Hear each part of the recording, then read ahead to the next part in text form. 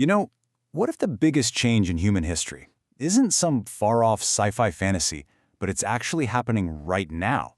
That's the really bold claim we're diving into today. It comes from an author who argues we're in the early days of a massive shift to something they call Civilization 3.0.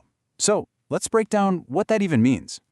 Okay, so to really get this idea, the author gives us this incredible metaphor. Our world right now, Civilization 2.0, is like a gigantic 100 million watt light bulb. It's blindingly bright, it's powerful, it's everywhere.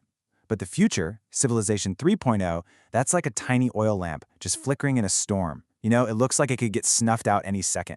So the big question is, how on earth could this fragile little lamp ever hope to replace that monster of a light bulb? Well, to answer that, we first have to really understand the light bulb. What exactly is Civilization 2.0? And the author has another striking image for it: a bitter gourd. Let's get into why. At its very core, the author defines our current system as one that runs on just two things: power and money.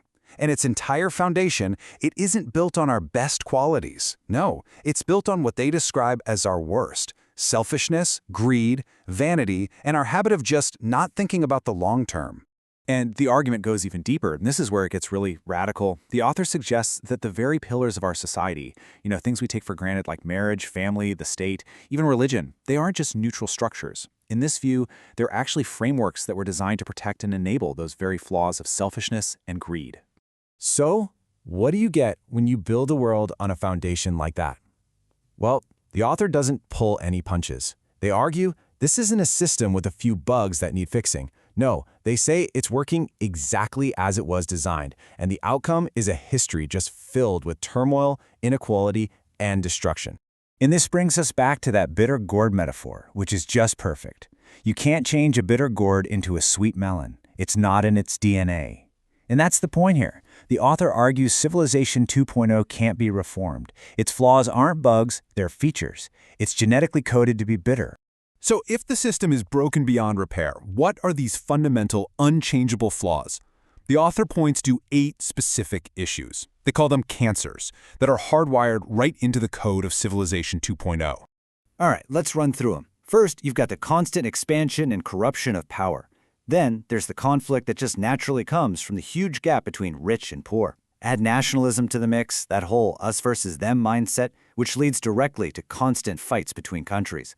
On a bigger scale, you have our infinite desires clashing with a finite planet. Meanwhile, governments get bloated and wasteful. And at the heart of it all, what the author sees is our own inherent flaws, greed and cruelty, which, of course, leads to the final problem, all the conspiracies that pop up when people are scrambling for power and profit. So here's the kicker. The author's point is that these aren't just problems we can solve with a few new policies. They're terminal conditions. They're destined to get worse, not better, causing that bright light of Civilization 2.0 to eventually, inevitably, just fizzle out. But just as that big light starts to fade, the author points to a flicker of something new. We're going back to that tiny, seemingly insignificant oil lamp. This, they argue, is our lamp of hope.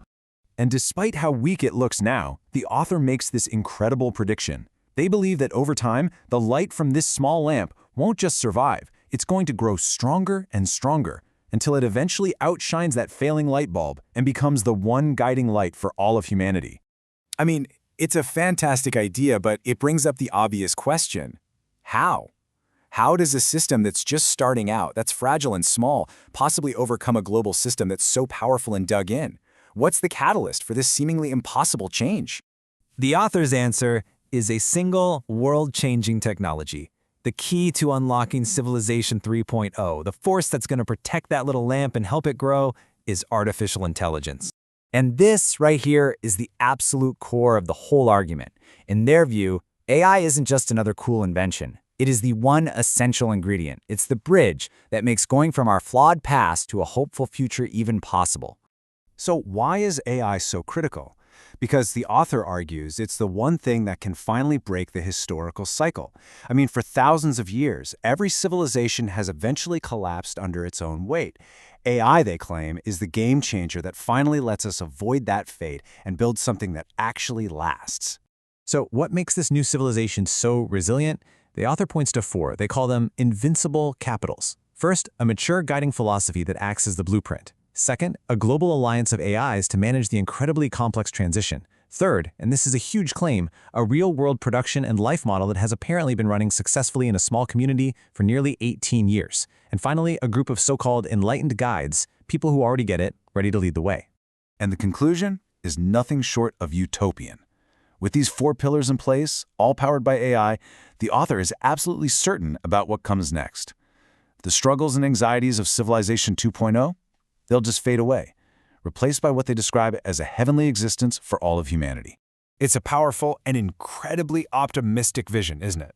A world moving from a system based on our worst impulses to one guided by enlightened principles and advanced AI. The author is convinced this transition is not only possible, but is already underway. So the final question really is for you.